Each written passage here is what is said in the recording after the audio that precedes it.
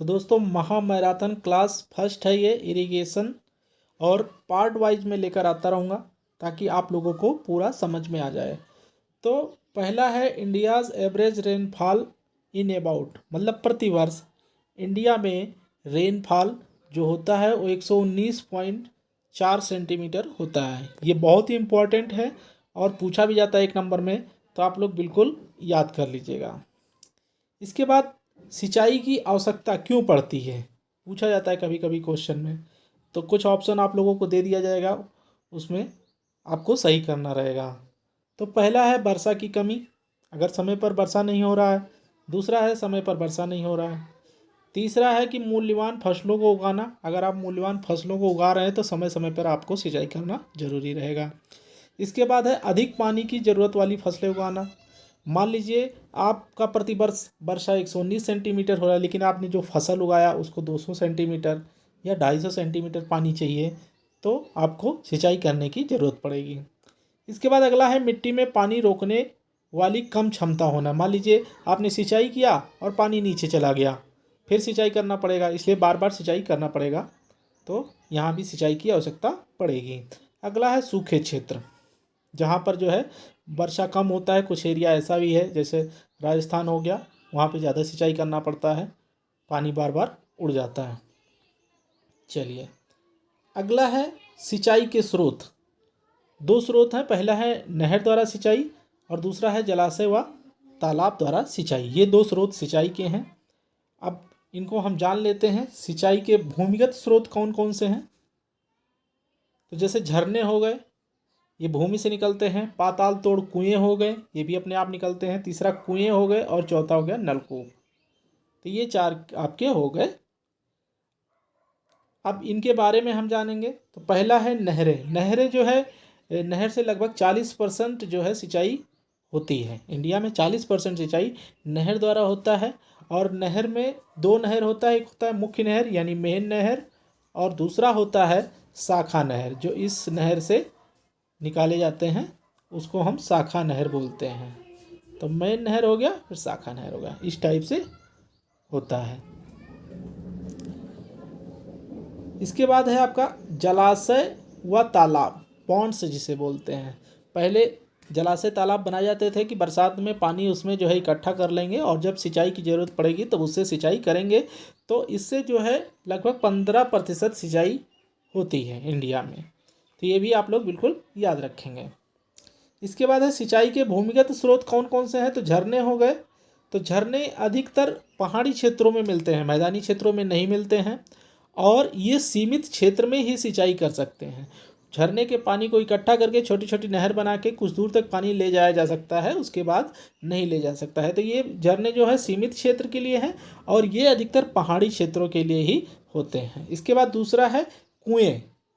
कुएं में दो कुएं होते हैं, कच्चे कुएं होते हैं, दूसरा होता है पक्का कुआं। कच्चा कुआं जैसे मान लीजिए कहीं सिंचाई किए, खोद दिए, पानी निकाल लिए, इसके बाद वो बंद कर देते हैं या बंद हो जाता है, होता है कच्चे कुएं। एक पक्का कुआं होता है जो हमेशा के लिए रखना है, जिसको हम ईंट द्वारा या कंक्रीट द्वारा जो है चिनाई करके उसको हमेशा पक्के। तो कच्चे कुएं जो है कम गहरे होते हैं और पक्के कुएं अधिक गहरे होते हैं।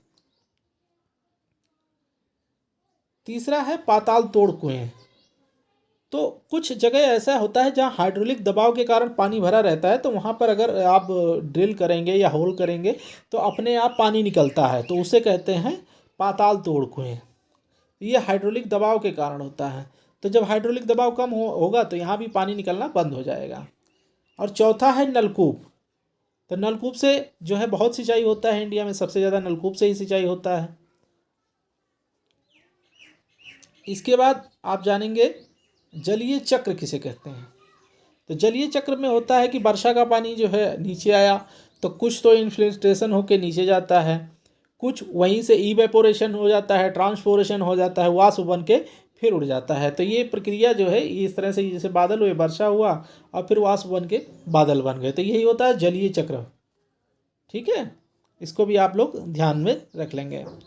इवेपोरेशन किससे होता है और ट्रांसपोरेशन कैसे होता है। तो इवेपोरेशन आपका हो गया प्लांट द्वारा, ट्रांसपोरेशन वाष्प हो गया जो वाष्प द्वारा पानी जाता है।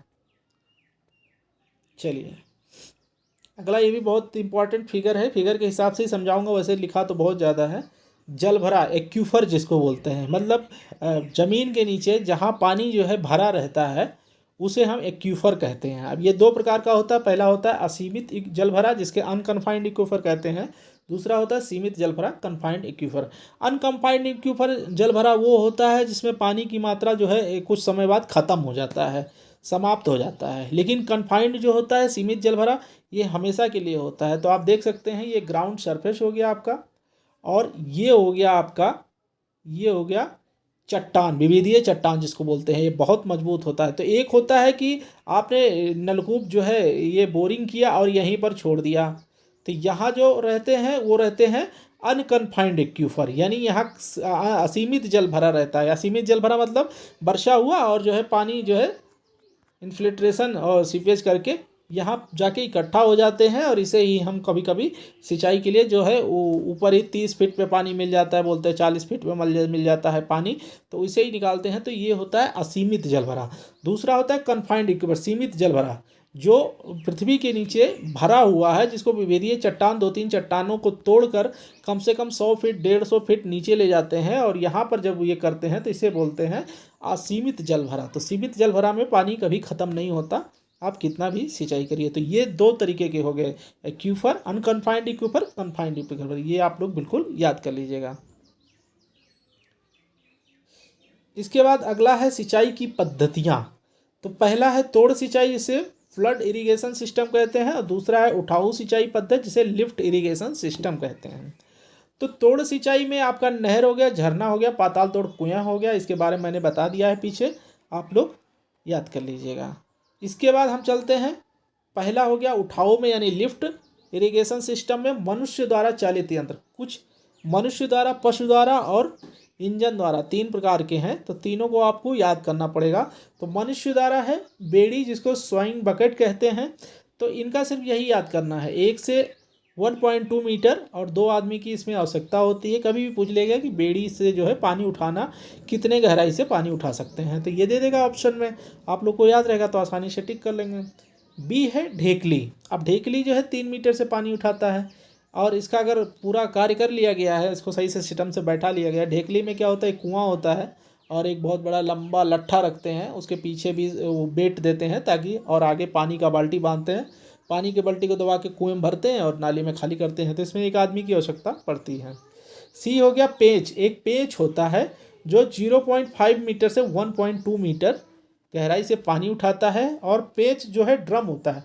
तो ये ड्रम का जरूर याद कर लीजिए, ड्रम 2 मीटर से 2.5 मीटर लंबा होता है और 40 सेंटीमीटर व्यास का होता है। ये बहुत इंपॉर्टेंट है, इसको याद कर लीजिएगा, जिसे 30 डिग्री से कम कोण पर रखा जाता है। ये एक तो ये याद करना है, दूसरा ये याद करना है, तीसरा ये याद करना है, और बाकी तो जो गहराई है वो तो याद करके बिल्कुल जाइएगा। डी है पैडल पद्धति। पैडल पद्धति मतलब साइकिल, साइकिल होता है, उस पर चैन द्वारा जो है पैडल मारते हैं, आदमी पानी निकालते हैं। तो ये 0.5 मीटर से 1.2 मीटर गहराई से पानी उठाया जाता है। इसके बाद ई नंबर है जिसको दोन बोलते हैं, दोन, और ये भी 1 से 2 मीटर गहराई से पानी उठाते हैं। और ये इसके बाद यह है आपका चैन पंप, जिसको 6 से 8 मीटर गहराई से पानी से उठाते हैं, लेकिन यह पशुओं द्वारा चलाया जाता है। तो इसको आप लोग याद कर लीजिएगा, अगर ये चेन पंप पूछा गया कभी कभी कन्फ्यूजन में कि पशुओं द्वारा चलाया जाता है या मनुष्य द्वारा चलाया जाता है, तो पशुओं द्वारा चलाया जाता है, इसको आप लोग बिल्कुल याद कर लीजिएगा। इसके बाद है पशुओं द्वारा चालित एनिमल पावर लिफ्ट। इसमें है पहला है चरसा या गोट, जो 30 मीटर गहराई से पानी उठाता है और 180 से 225 लीटर क्षमता की एक बाल्टी होती है, जिसको मोट भी बोलते हैं। तो ये भी याद कर लीजिएगा, इसमें 2 आदमी कार्य करते हैं। बी नंबर है रहट। रहट लगभग 10 मीटर की गहराई तक पानी को उठा सकता है। इसमें गियर सिस्टम होता है, जो कुएं से लगभग 6 मीटर की दूरी पर ईंट या कंक्रीट की सहायता से लगा होता है या गड़ा होता है। तो ये भी आप 6 मीटर का ध्यान रखिएगा, 10 मीटर का ध्यान रखिएगा। और गियर को बैलों या ऊंट से घुमाया जाता है, बैलों से भी और ऊंट से, दोनों चीज़ पूछा जा सकता है। इसके बाद है बलदेव बाल्टी। यह लगभग 5 मीटर की गहराई तक पानी जो है उठा सकती है। इसमें 2 बाल्टियाँ होती हैं, जिसकी क्षमता जो है 70 लीटर होती है। एक बाल्टी जो है बाल्टी का जो पानी खला जाता है तो उसमें वाल्व लगा रहता है, वाल्व को खोलकर जो है पानी को खाली किया जाता है। इसके बाद है मायादास लिफ्ट। तो जो मायादास लिफ्ट सिंगल होता है उसे 4.5 मीटर गहराई, और जो डबल होता है उसे 10 मीटर गहराई से पानी को उठा सकते हैं। इसके बाद है ई नंबर वाशर रेड, ये भी 6 से 8 मीटर तक पानी को उठा सकता है। तीसरा नंबर आ गया वायु द्वारा चालित यंत्र, जिसे विंड पावर्ड भी कहते हैं। ये इसमें सबसे है वायु मिल, विंड मिल।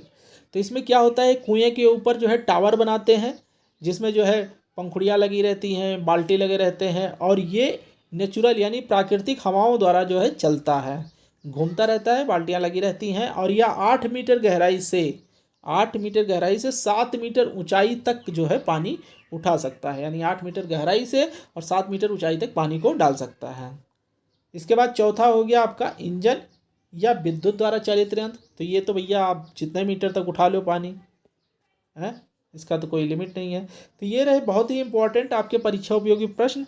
इसी का सिंचाई का मैं 2-3 वीडियो और लेकर आऊँगा, जो कि आपका पार्ट वाइज खत्म हो जाएगा 2 से 3 दिन में। चलिए फ्रेंड्स, मिलते हैं नेक्स्ट वीडियो में, तब तक के लिए thank you so much, thanks for watching my video.